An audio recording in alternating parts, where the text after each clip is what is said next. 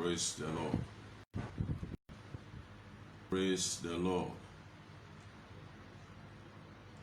We want to welcome everybody to this evening's broadcast, and we want to thank God for as many as are connecting to us at this time via our various platforms, social media platforms.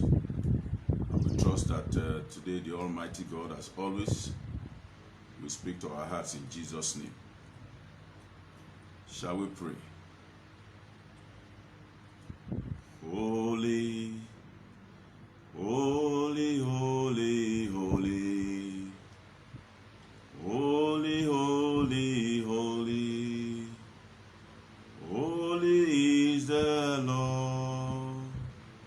Hallelujah, holy, holy, holy, holy, holy, holy, holy, holy is the Lord. Precious Father, we thank you, we bless your name. We give you all the praise once again for preserving our lives to see this day. Thank you for keeping our souls. Thank you for how you have been speaking to us in the course of the various Bible studies of the past. Thank you for your children that you have used to bring your word and your counsel to our lives. Thank you for this is another opportunity to come again before you at your feet. And we ask, O God, that by your Spirit once again you will speak to our hearts. Give us hearing ears, and let our hearts be receptive to your word. And once again we pray that more importantly, the grace to be doers of your word you will release to us. Thank you because you are faithful. In Jesus' mighty name we have prayed. Praise the Lord. This evening, by the grace of God, we are beginning the introduction to a subject we have titled, He Sees Through the Night. The fact that the Almighty God sees through the night and through everything, and the fact that there is nothing whatsoever that is hidden before the eyes of the one who is the very beginning of all things and the end of all things. And so this evening we are trusting that as you listen to us, the Spirit of the Lord himself will minister to both the hearers and the speakers at this evening's Bible study in Jesus' name. Once again, the Lord bless you for connecting with us at this time. We'll be taking our main text from the book of Ezekiel, chapter 8, verses 1 through to 12. Verse 12 is going to be our key verse, but we need to get the full picture of what the matter is. And then from verse 12, we proceed from there to begin to look in details the subject matter before us. Ezekiel chapter 8, verse 1. And it came to pass in the 6th year, in the 6th month, in the 5th day of the month, as I sat in my house, and the elders of Judah sat before me, that the hand of the Lord God fell there upon me. Then I beheld, and lo, a likeness as the appearance of fire, from the appearance of his loins even downwards fire, and from his loins even upwards as the appearance of brightness, as the color of amber. And he put forth the form of a hand, and took me by a lock of my hand. And the Spirit lifted me up between the earth and the heaven, and brought me in the visions of God to Jerusalem, to the door of the inner gate that looked towards the north, where was the seat of the image of jealousy, which provoked to jealousy. And behold, the glory of the God of Israel was there, according to the vision that I saw in the plain.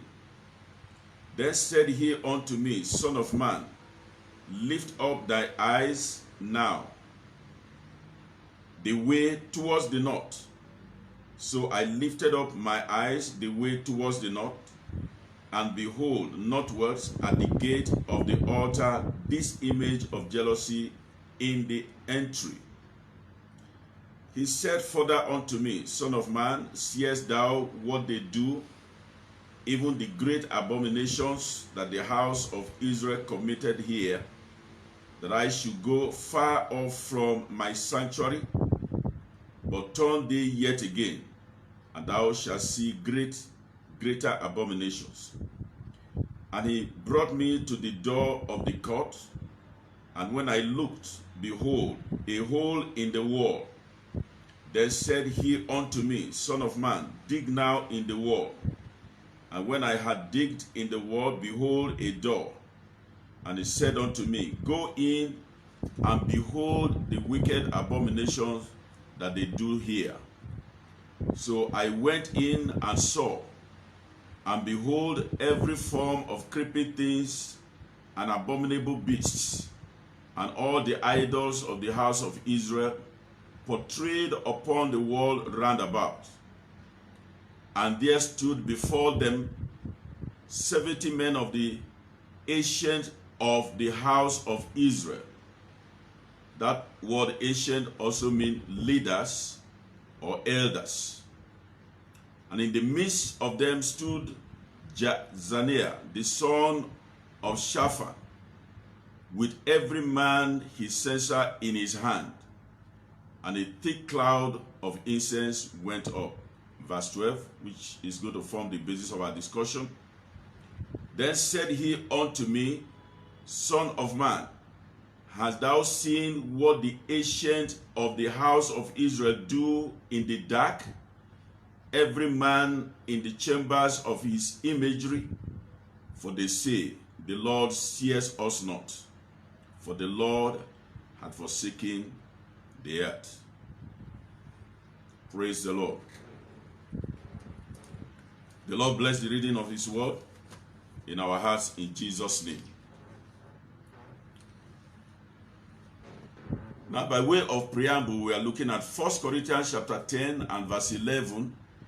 1 Corinthians chapter 10 and verse 11.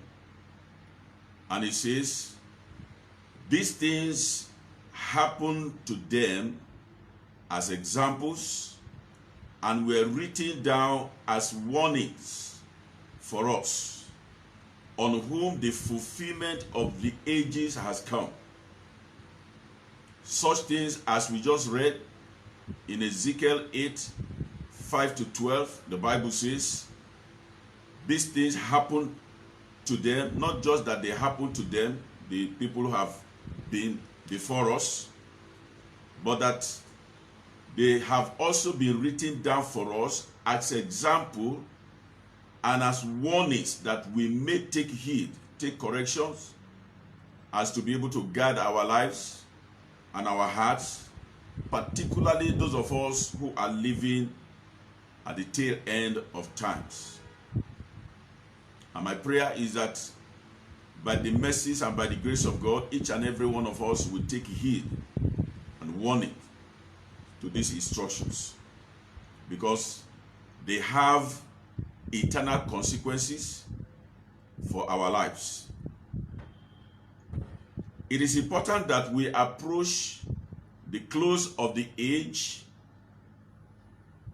It is important that as we approach the close of the age, and while we are trusting the Lord for breakthroughs in our material lives, where we are trusting and believing God for breakthroughs in our physical lives, in our financial lives, and for our well-being generally, it is important that we are also able to remind ourselves of the fact that our spiritual lives matter the most. That in the midst of all the financial, spiritual, physical, and material breakthroughs, we must not, for whatever reason, lose sight of the fact that our spiritual lives, truths, our spiritual lives matter the most.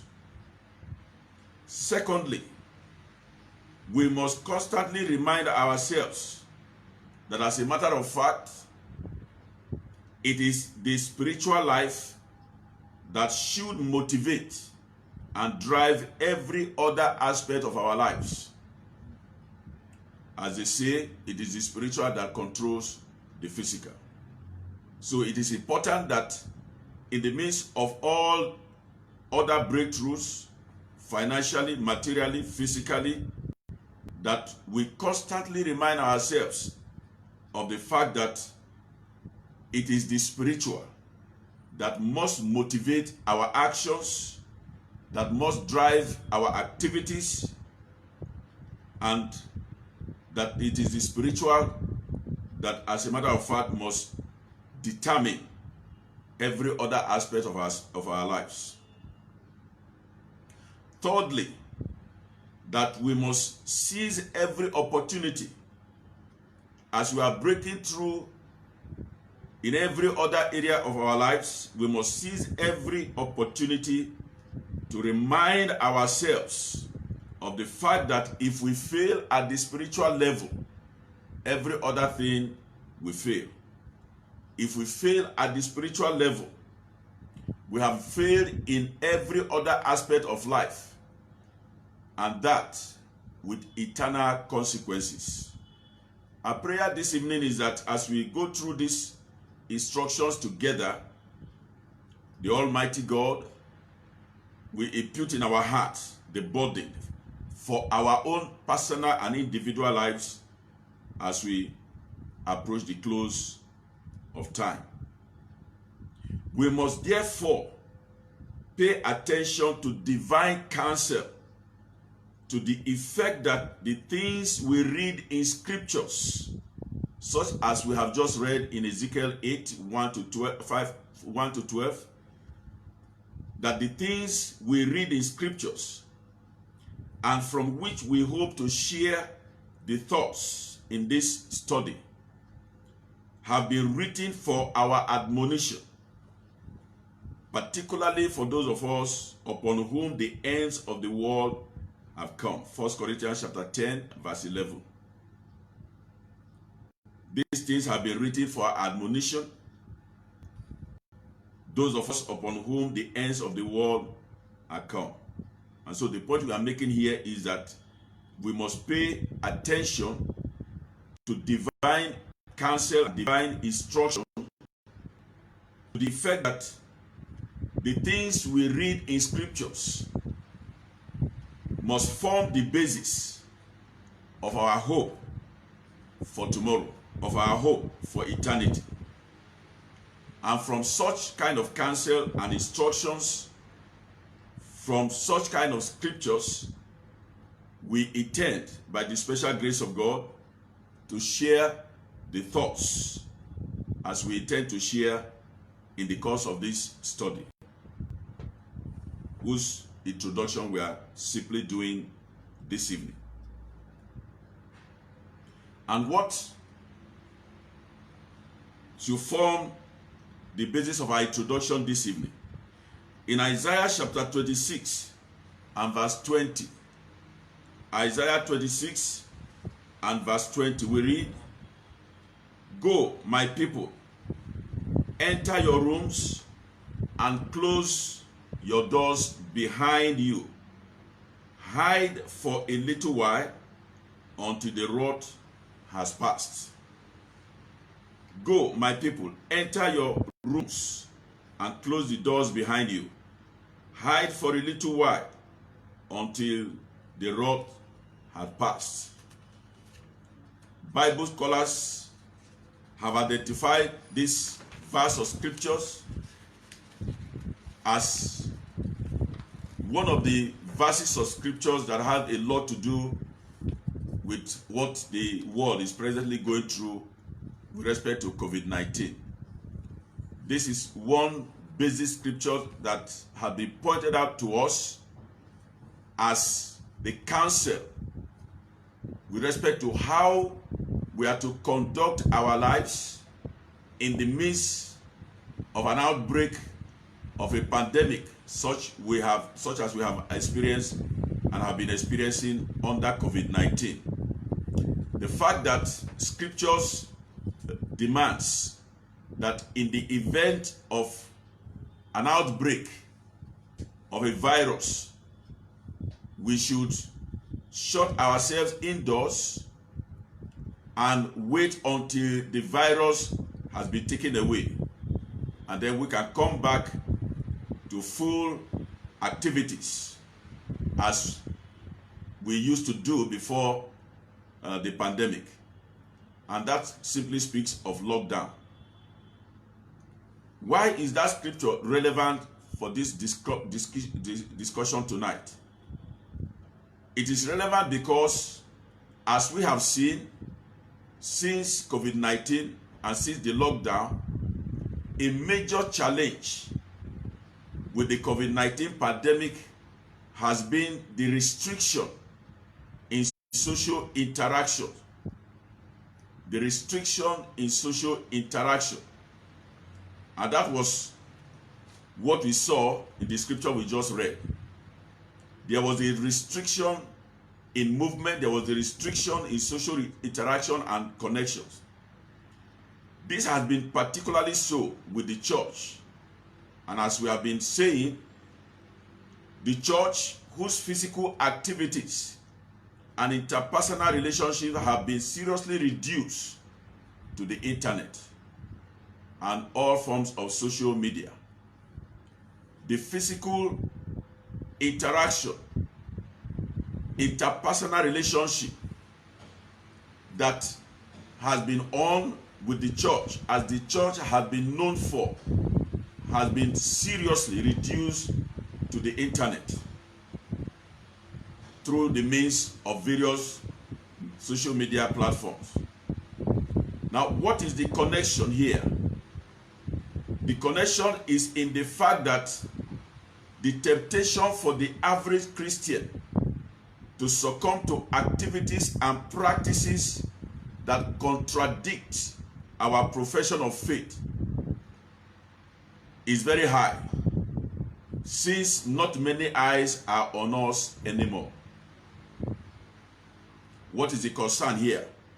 The concern here is in the fact that since there is a lockdown, since social interactions have been reduced to the barest minimum, since social contact have been reduced to the internet, chances are, and the temptation is very high, that for the average Christian, and if you are not careful, chances are that we'll be engaged in activities and practices that contradict our profession of faith, that contradict our lifestyle as Christians. Why? Because we suddenly discover that not many eyes are on us anymore in terms of follow-up, in terms of visitation, in terms of interaction. This was the kind of thing that the people in Ezekiel chapter 8 verse 1 to 12 read, came to this point and convinced themselves, and very wrongly, to be involved in activities and in practices that were very unrighteous and very ungodly, thinking that if they were under the cover of the night, it was not possible for the Almighty God to see what they were doing in the cover of the night. And we need to be very, very careful, because somehow COVID-19 and with the lockdown and the restriction of interactions and activities, particularly for us as Christians, if we are not careful, we may be hiding under COVID-19 to be involved in certain practices and activities that will not be in line with our lives as Christians. This is the point of this study. However, we cannot ignore the fact that though the eyes of men may not be able to pick each and every one of our activities and actions, but the eyes of the Almighty God, even the thoughts of our hearts, cannot escape the gates over our activities. What are we saying here? That it may be true that the eyes of men may not be able to pick each and every one of our activities and actions under COVID-19, but with the eyes of the Lord, even the thoughts of our hearts cannot escape his gates. Proverbs chapter 5 verse 21. Proverbs chapter 5 verse 21 says to us, "For the ways of a man are before the eyes of the Lord, and he watches all his paths." For the ways of a man are before the eyes of the Lord, and he watches all his paths. What are the ways of a man?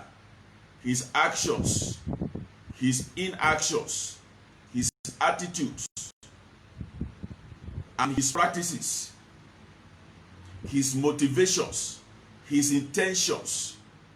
These speak of the ways of a man, which are before the eyes of the Lord. And he watches all his paths. And what are the paths of a man? Where we go to do business, where we go for whatever reason, wherever we find ourselves. The paths that we tread, wherever we allow our legs to take us, these become the paths of a man that are before the eyes of the Lord and that he watches. In other words, so to speak, the Lord himself monitors every step we take in our going out and in our coming in. Each morning we step out of our house or our homes, the eyes of the Lord are watching every move we make, every step we take. Wherever we allow our legs to take us, the eyes of the Lord watch over our paths. Now, Joseph is a classic example of a man who came to terms with this reality about the Almighty God. Joseph, by the special grace of God, was one such people who have a thorough understanding of this reality about God. The fact that no matter what a man does, no matter where a man goes, no matter the thoughts of our hearts, there is nothing we do, there is nothing we say, there is nowhere we go that the eyes of the Lord will not monitor our every movement. And so we're saying here, Joseph came to this realization, and so he was careful with his life and with his destiny. As we read in Genesis 39 and verse 9. Genesis 39 and verse 9. Joseph said, this was after several attempts that the master's wife tried to lure him into committing sin against the counsel of God, against himself, against the purpose of God for his life. After several attempts, on this particular day, that the master's wife decided to go the extra mile and make sure that nobody was in the house, and gave Joseph a free ticket, a blank check, to commit an act against the Almighty God. Joseph said to the wife, to the woman, in this house there is no one greater than I, nor has he, that is talking about the master, nor has he kept back anything from me but you, because you are his wife. How then can I do this great wickedness and sin against God. As far as Joseph was concerned, every act of unrighteousness, every act of sin, every act of unholiness is an act not just against fellow human beings, but against the Almighty God. Joseph knew that with the trust the master placed upon his shoulder as a steward, with the confidence that the master placed upon his life, and with the grace of God upon his life, God having rescued him from prison, and probably a lifetime prison, Joseph knew anything for granted, and he sought the grace of God upon his life in the process. And so he could say to the woman, I cannot do this kind of thing against my master and against the Almighty God, and even against my own destiny, because at the end of the day, everything will amount to sin against the Almighty God. And so Joseph knew how to stay away, because he knew very clearly that yes, it was true that there was nobody else in the house apart from himself and the master's wife. It was true that there was nobody who was around to witness whatever was going to happen. It was true that there was nobody around to bear witness to this action that was about to take place. Joseph did not have anybody telling him that the eyes of the Lord were wide awake, and that the Lord himself was going to be a witness to what was about to happen. And so Joseph knew how to escape, and he did escape. There is also a contemporary example of a young lady whose boss in the office took to a hotel room with the intention of having extramarital activity with this lady. But the lady insisted that it was not going to happen. Don't forget, they were already in the hotel room, locked, just the two of them, nobody else was looking. But the lady insisted that it was not going to happen. Why? Because though they had their privacy with nobody around, but that there was someone watching from above, whose gaze or whose eyes was already focused on the two of them right there in the hotel room. And that was the end of the matter.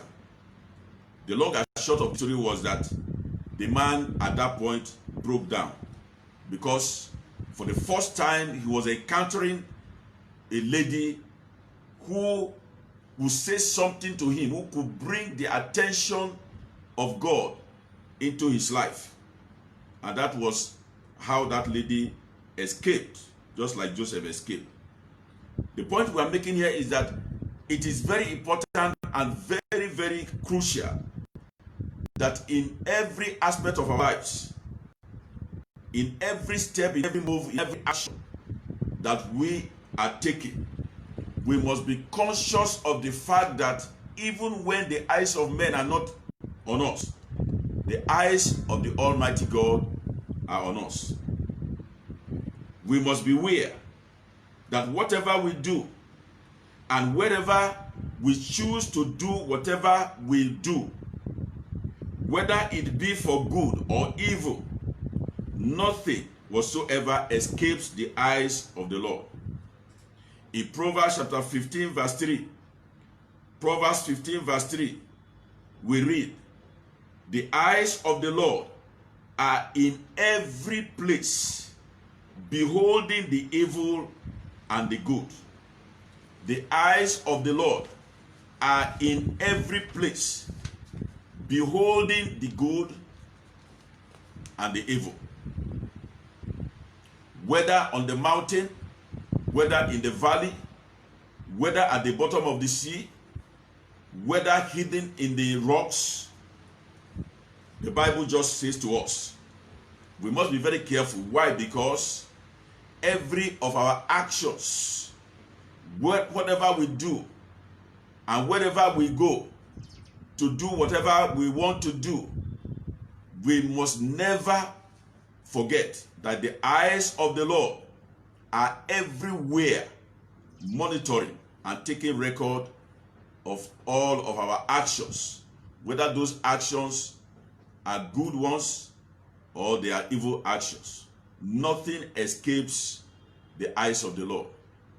There have been instances and testimonies of men who, because they needed to commit certain acts against their marriages and against their wives, have gone completely outside of the cities of their residence to far away other cities, hoping that nobody will see. And like we said, it is possible that no man will see, but it is never possible that the Almighty God will not see. He sees everything per minute, and he takes cognizance and takes full record of everything that we do, whether such things be good or for evil. Praise the Lord. That takes us to the next point we want to raise here, and that's the question of character. The character question. In 2 Kings chapter 22, verse 3 to 7, 2 Kings 22, verse 3 to 7, a time came when there was a building project going on, a church building project was going on, and certain men were appointed to receive the offerings and the donations that was being made. And over the period of time, these men were observed, because when they received the money as treasurers, they were supposed to distribute the money, give the money to the carpenters, the masons, the bricklayers, the architects, and the builders for the daily work that they were doing. But they were in custody of the money as the people were bringing the money in donations and in contribution towards the work and towards the project. But in verse 7, after these men were observed for a period of time, they were found to be faithful. They were found to be men of honesty and integrity, men that could not be faulted. Verse 7 now says, but they were not required, and it was said, but don't require the construction supervisors to keep account of the money they receive, for they are honest and trustworthy men. It was such that they were not required to produce receipts. They were not required to complete vouchers. Auditors were not sent after them. They were not required to render an account as to how they distributed the money. And the Bible makes it clear. Why were they not required to render account of the money they received from those who were distributing and contributing the money? Why? Because they were found to be honest and trustworthy men. Their character could not be questioned. Their integrity could not be questioned. They were men and women that anybody could vouch for at any point in time. Now, a man called John Woody says, therefore, character is who you are when no one is looking. And that definition is very crucial. Who are you when nobody is around to monitor your life? Who are you when nobody is looking in your direction, when you are all alone, like it was with Joseph and that young lady? Who are you in the office when money has been placed in your care, in your custody, and you have the key to the safe? Who are you at that point in time? Who are you in your neighborhood? Who are you in that office? Who are you in the place of work and in the place of business when certain things have been committed into our lives and nobody is looking, particularly as Christians. Men have gotten to the point that, oh, if she's a child of God, if he's a child of God, we can trust her to be a man or a woman of honesty and integrity. Have we been able to prove them wrong? Or have we been able to prove them right? That the thoughts that they have about us, the opinion that they have about us, are the true opinion, the true conclusion that they have about us. How often have we lived our lives and conducted our lives in such a way that the opinion that men have about us as Christians have been seriously bastardized, have been seriously deflated? And this should not be with us as Christians. We should be men and women of honesty, of integrity, of character. We should be men and women who, even when nobody is looking, we are still what men think that we are. That we are men and women who, whatever we are in the secret place, are exactly the same thing we are in the open place. Therefore, our attitudes, our personal dispositions in times like this raise the question of character. In times like this, when the level of our physical interpersonal contact and the frequency of these contacts have been minimized, it takes a man or a woman of character and integrity to survive the temptation to compromise on his or her faith.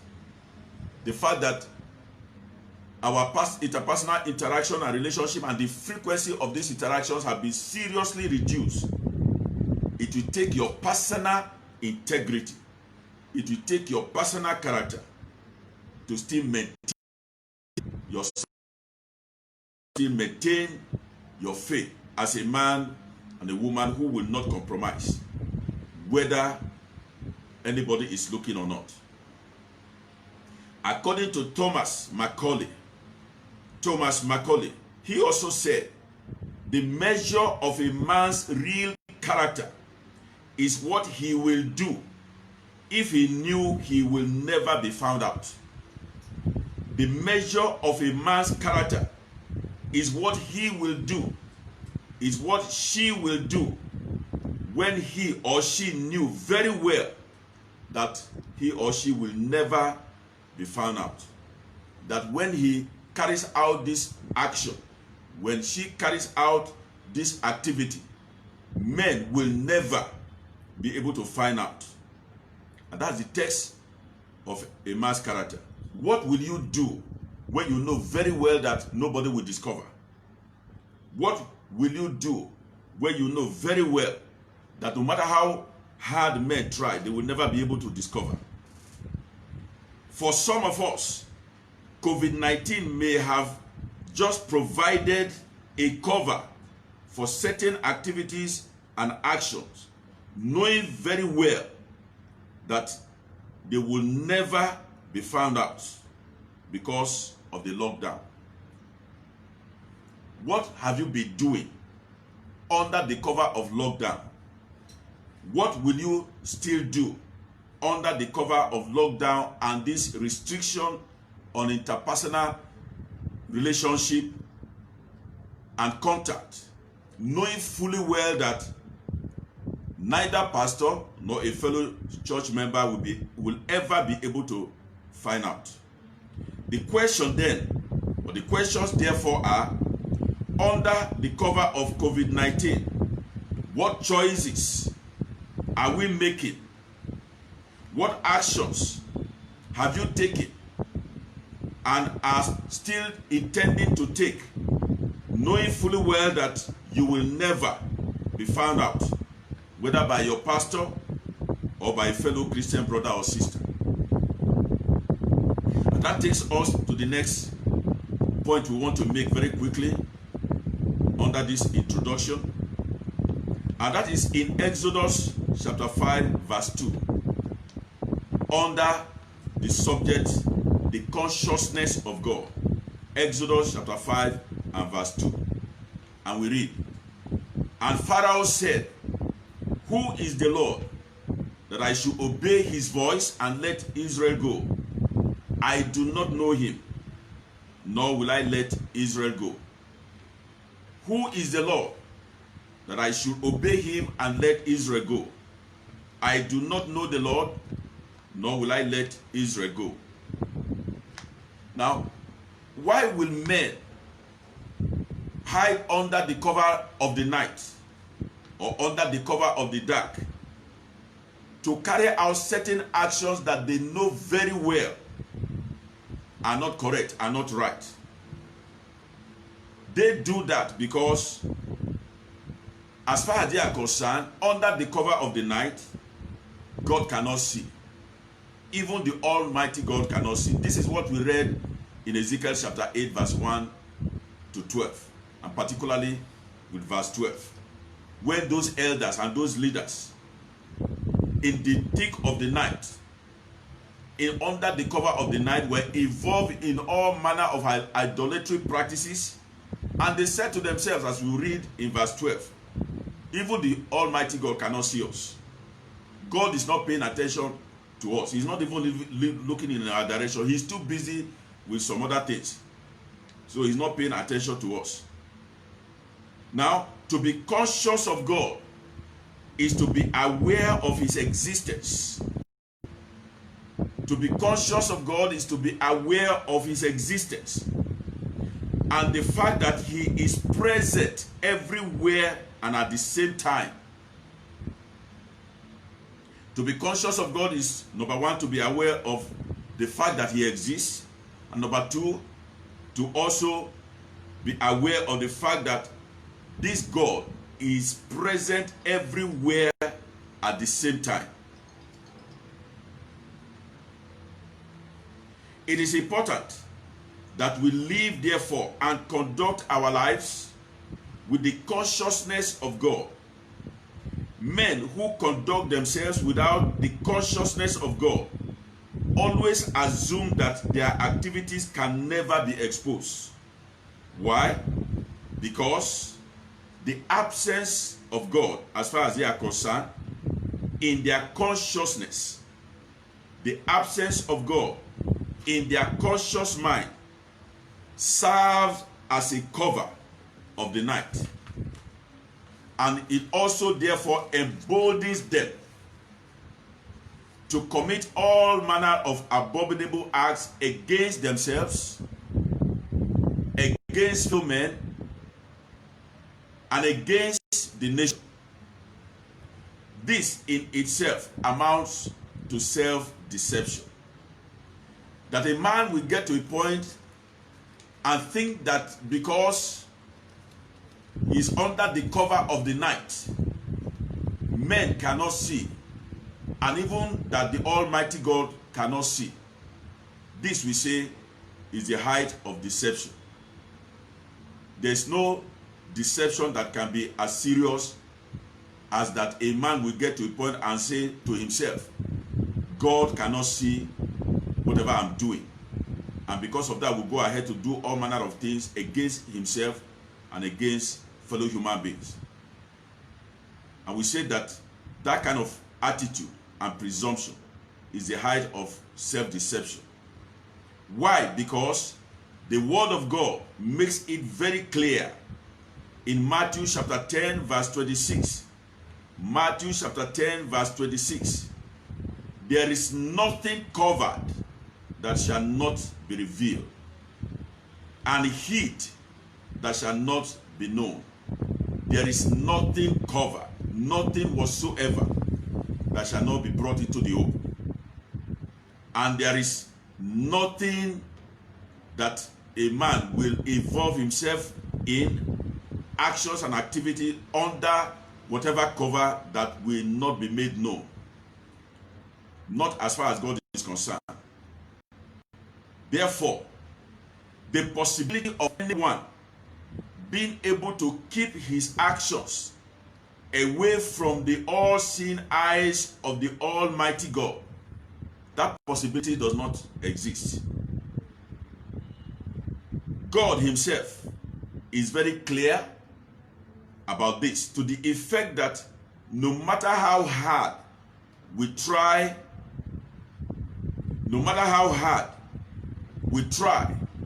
we are sure to be exposed by these very actions of ours.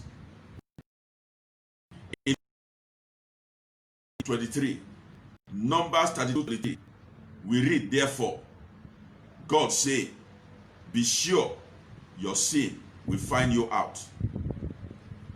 The implication of that is that the very actions that men are trying to hide from the eyes of fellow men and even the eyes of the Almighty God, those very actions are the same action that will expose us. According to Numbers 32:23, be sure that the sin you want to commit in the dark, away from the all-seeing eyes of the Almighty God, be sure that the sin you want to commit in the dark, to live very simple and transparent lives as we approach the end of time. I repeat that conclusion once again. If we appreciate these truths, if we know these truths, then for the sake of our soul, for the sake of my soul and for the sake of eternity, I will believe God for grace deliberately to live a very simple and transparent life, knowing fully well that there is no action of mine, not even the thoughts of my heart, are not before the all-seeing eyes of the Almighty God. And so we need to be very, very careful, particularly for us as Christians. Those who are not in the kingdom may take some of these instructions and counsel for granted, but not for you and I, who have come to the knowledge of the truth, and also knowing fully well that God does not speak carelessly. There is no word, there's no sentence, there's no phrase, there's no counsel in the word of God that is a waste of words.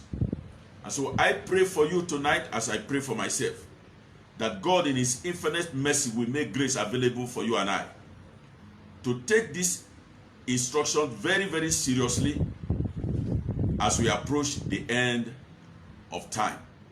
That will not be as careless and as presumptuous as the men, the elders, and the leaders, as we have read in Ezekiel chapter 8, verse 1 to 12, particularly with verse 12, who thought that they could hide under the cover of the night to commit crime against themselves, against fellow human beings, and against the Almighty God. And as you make up your mind, may the Almighty God help your determination and help my determination in the name of Jesus. And I pray for as many as are yet to come to the full knowledge of the Lord Jesus. This evening again is an opportunity for you to make up your mind, to ask him to come into your life as the Lord of your life and the Savior of your soul. The Bible says, I stand at the door and knock. If you open the door of your heart, he will come in. But I pray that today God will give you the grace to open the door of your heart for him to come in. And as you do that, may grace be available for you to walk the rest of your life with him until eternity.